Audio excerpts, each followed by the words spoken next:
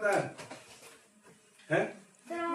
क्या आज तक तुमने जो है ऐसा वाला वर्ग पढ़ा होगा जिसकी जो है चार भुजाएं बराबर होती हैं, ठीक है, उसको वर्ग कहते हैं। लेकिन अब ऐसा वाला वर्ग नहीं है, अब स्क्वायर वाला है। वर्ग, वर्ग मतलब किसी संख्या को, देखो जैसे कोई संख्या है, किसी संख्या को, ठीक है,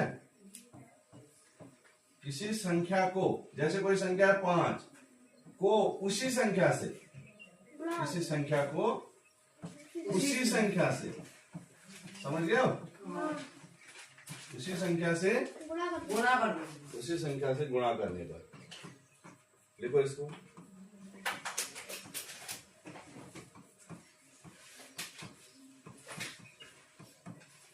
प्राप्त होता है। ठीक हो गया?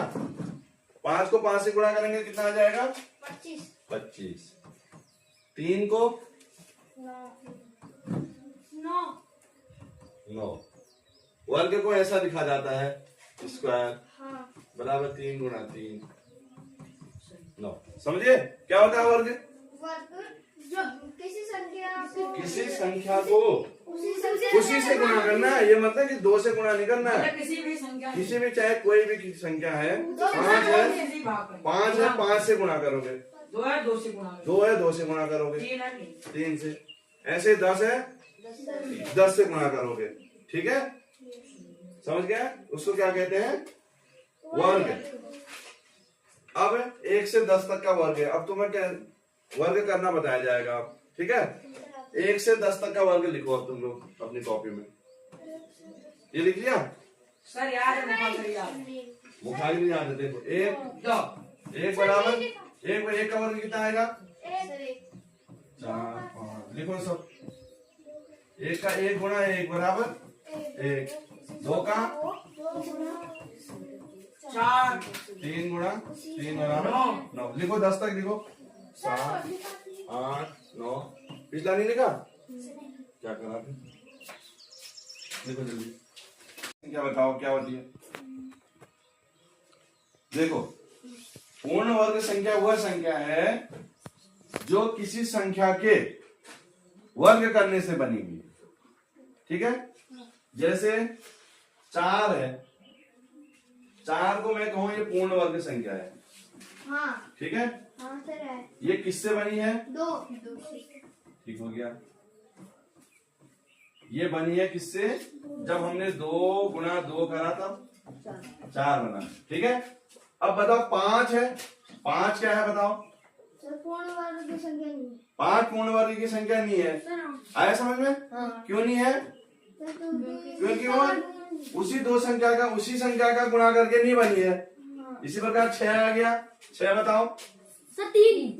3 गुणा 3 तो 9 हो जाएगा। सर नहीं है। ये भी नहीं है, ये भी नहीं है। ठीक है, अब अगली बताओ।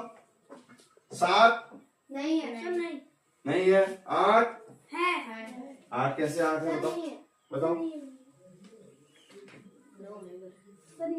और 9 है। 9 कैसे है? 3 गुणा 3 करके 9 आ जा रहा है। तो पूर्ण वर्ग संख्या समझ गए?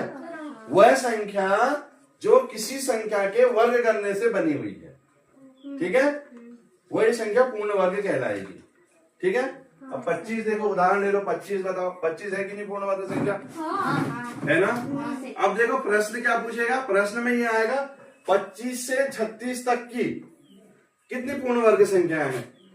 वो कहेगा 25 से 36 के बीच की पूर्ण वर्ग संख्या बताओ। क्या कैसे निकालोगे?